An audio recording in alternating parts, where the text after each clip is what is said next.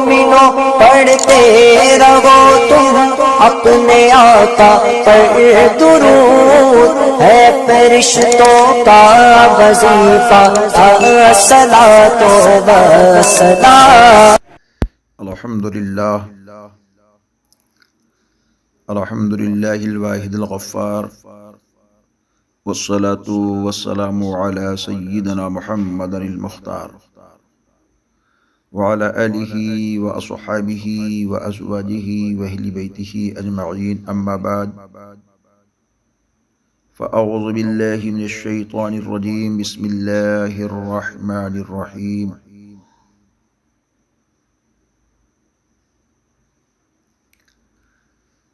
آئیے ہمارا مل کر اپنی اور ساری کائنات کے مرکز عقیدت انیس الغریبین جان عالمین حضور رحمت للعالمین کے دربار پرحسین میں انتہائی ادب و احترام کے ساتھ درود پاک کی ڈالی کو عشق و محبت کی تھالی میں سجا کر حضور کی بارگاہ میں نظر کریں اور جی لگا کر پڑھیں، اللہم صلی علی سیدنا مولانا محمد بارک وسلم صلاۃ و سلام علیک یا رسول اللہ صلی اللہ تعالی علیہ وآلہ وصحبہ وسلم۔ من علینا ربنا اذ بعث محمدا ایدہ بایدہ ایدنا باحمدا، ارسلہ مبشرا ارسلہ ممجدا، صلو علیہ دائما صلو علیہ سرمدا۔ ایک بار اور خراج عقیدت تمامی سامعین و سامعات پڑھ لیں درود کی شکل میں، اللہم صلی علی سیدنا مولانا محمد جد الحسن والحسین وعلی آل سیدنا مولانا محمد جد الحسن والحسین وآلہ دائما سرمدا۔ اللہ کی سرتابہ قدم شان ہے یہ، انسان نہیں انسان وہ انسان ہے یہ۔ قرآن تو ایمان بتاتا ہے انہیں، ایمان یہ کہتا ہے میری جان ہے یہ۔ یہ اشعار امام اہل سنت سیدی اعلیٰ حضرت امام احمد رضا فاضلی بریلوی رضی اللہ تعالیٰ عنہ نے حضور سید ابرار دونوں عالم کے سرکار صلی اللہ علیہ وآلہ وصحبہ وسلم کی شان میں پیش کیے، اور آج ہم اور آپ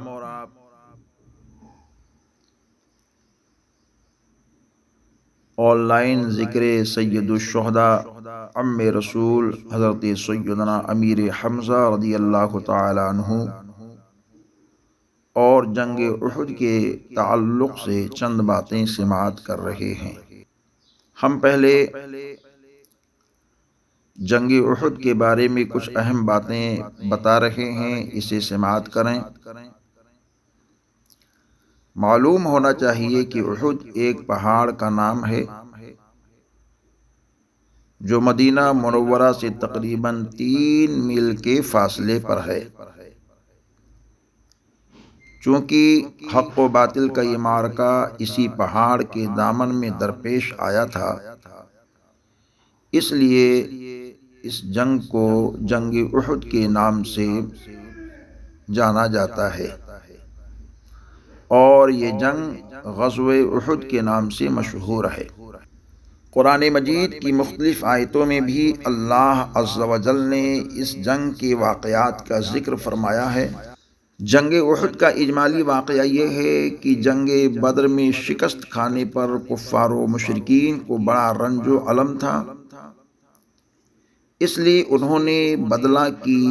غرض سے، انتقام کی غرض سے بڑا لشکر تیار کر کے مدینہ منورہ کی جانب روانہ کیا۔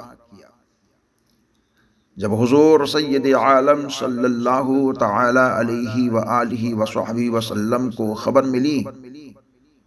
کہ لشکر کفار میدان احد میں اترا ہوا ہے، تو حضور صلی اللہ تعالی علیہ وآلہ وصحبہ وسلم نے اپنے اصحاب کرام رضی اللہ تعالی عنہم اجمعین سے مشورہ فرمایا۔ اکثر انصار کی یہ رائے ہوئی کہ حضور آقائے دو جہاں صلی اللہ تعالی علیہ وآلہ وصحبہ وسلم مدینہ طیبہ ہی میں تشریف رکھیں، اور جب کفار یہاں آئیں تب ان سے مقابلہ کیا جائے۔ یہی خواہش طبعی حضور سید عالم رحمت تمام صلی اللہ تعالی علیہ وآلہ وصحبہ وسلم کی بھی تھی، لیکن بعض صحابہ کرام کی رائے یہ ہوئی کہ مدینہ طیبہ سے باہر نکل کر کفار سے لڑنا چاہیے، اور اسی پر انہوں نے حضور سے اصرار بھی کیا۔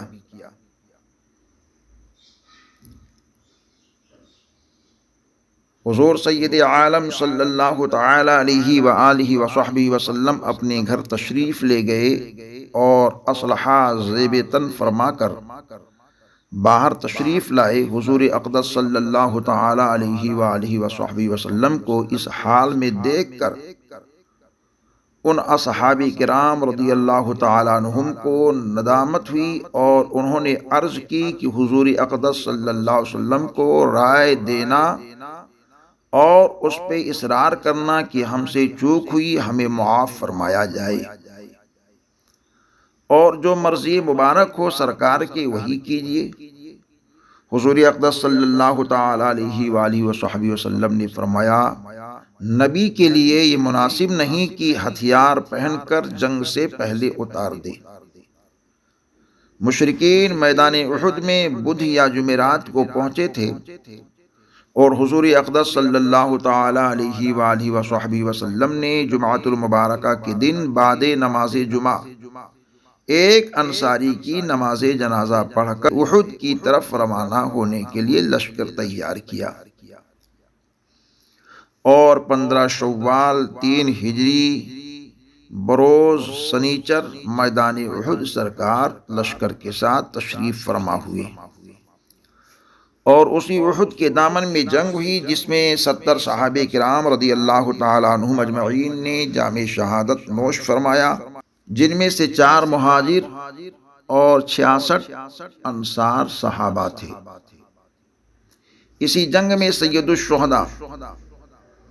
عم رسول حضرت سیدنا امیر حمزہ رضی اللہ تعالیٰ عنہ بھی جام شہادت نوش فرمائے۔ حضرت سیدنا امیر حمزہ رضی اللہ تعالیٰ عنہ کو شرف صحابیت کے ساتھ ساتھ حضور اقدس صلی اللہ تعالی علیہ وآلہ وصحبہ وسلم سے نسبت قرابت بھی حاصل ہے، اور رشتہ رضاعت بھی۔ آپ نسبی رشتہ کے لحاظ سے حضور آقائے دو جہاں صلی اللہ علیہ وآلہ وسلم کے چچا جان، اور دودھ کے لحاظ سے رضائی بھائی بھی ہیں۔ حضرت سیدنا امیر حمزہ رضی اللہ تعالیٰ عنہ بہت بہادر، سخی، نرم مزاج، خوش اخلاق، حسن و جمال کے مالک، دلاور، والی شان، اعلیٰ اخلاق کے پیکر تھے۔ غزوہ احد میں آپ نے 31 مشرکوں کو جہنم رسید کیا۔ سنیچر کے دن 15 شوال المکرم 3 ہجری 624 عیسوی کو آپ نے شہادت کے جام کو نوش فرمایا۔ اس وقت آپ کی عمر مبارک 57 یا 59 سال تھی۔ حضور اقدس صلی اللہ تعالی علیہ وآلہ وسلم سے آپ کو اسد اللہ و اسد الرسول کا معزز خطاب ملا تھا۔ حضرت امیر حمزہ رضی اللہ تعالی عنہ اسلام کے پہلے علم بردار ہیں۔ حضور صلی اللہ تعالی علیہ وآلہ وسلم کو حضرت سیدنا امیر حمزہ کی ذات اور نام سے بھی محبت تھی۔ ہر سال حضرت امیر حمزہ رضی اللہ تعالی عنہ کے یوم شہادت پہ حضور صلی اللہ علیہ وآلہ وسلم جماعت صحابہ کے ساتھ میدان احد تشریف لے جاتے اور حضرت امیر حمزہ کی شان میں خطاب فرماتے۔ مصطفیٰ جان رحمت نے یوم سید الشہداء حضرت سیدنا امیر حمزہ کے موقع پر اپنے فضائل و کمالات کو بیان کر کے، وہاں ممبر لگا کر کے خطاب فرما کر کے اس بات کا اعلان کر دیا کہ اپنے مقتداؤں کی، اپنے پیشواؤں کی، تم اپنے رہبروں کی، تم اپنے سے پہلے جانے والوں کی تعریف و توصیف کرتے رہو، ان کا ذکر کرتے رہو، ان کے اعراض کو مناتے رہو، کیونکہ یہ بدعت نہیں ہے بلکہ یہ تو کام ایسا ہے جس کام کو نبی رحمت نے خود ہی میدان احد میں حضرت سیدنا امیر حمزہ رضی اللہ تعالیٰ عنہ کی یاد میں کیا ہے۔ ہم سب کو چاہیے کہ اپنے بزرگوں کی تاریخ کو دہراتے رہیں، اور 15 شوال المکرم یوم شہادت حضرت سیدنا امیر حمزہ رضی اللہ تعالیٰ عنہ ہے، لہذا 15 شوال المکرم کو خصوصیت کے ساتھ نظر و نیاز کا اہتمام کریں، تلاوت کر کے، درود شریف پڑھ کر کے، کلمہ طیبہ کا ورد کر کے، ذکر و اذکار کر کے، ان کی سوانح، ان کے حالات زندگی کو پڑھ کر کے اپنے بچوں میں ان کے بہادری والے حالات کو پیش کر کے، اور جنگ احد کی کیفیات کیا تھی اور کس طرح ہزیمت ہوئی تھی اور کس طرح وہاں زحمتیں ہوئی تھی، ان زحمتوں کو بھی پیش کر کے نبی رحمت صلی اللہ علیہ وسلم کی اطاعت اور ان کی فرمانبرداری میں امن و امان کی نشانی اور امن و امان کی دولتیں پوشیدہ ہیں، ان باتوں کو بھی ظاہر کر کے ہمیں خراج پیش کرنا چاہیے۔ ہم سب کو اپنی آقا کی اطاعت میں رہنا چاہیے اور اللہ کی عبادت، رسول پاک کی اطاعت، رسول پاک کی محبت، صحابہ کرام کی الفت، اہل بیت کا پیار، اولیاء اعظام کی مشن کی ترجمانی اور اللہ کی محبوب بندے امام احمد رضا کے مسلک کی نگہبانی ہم سب کو کرتے رہنا چاہیے، اسی شوق کے ساتھ کہ یہ صراط مستقیم کا نورانی راستہ ہے، اس راستے پر جو رہے گا وہی کامیاب و کامرا رہے گا۔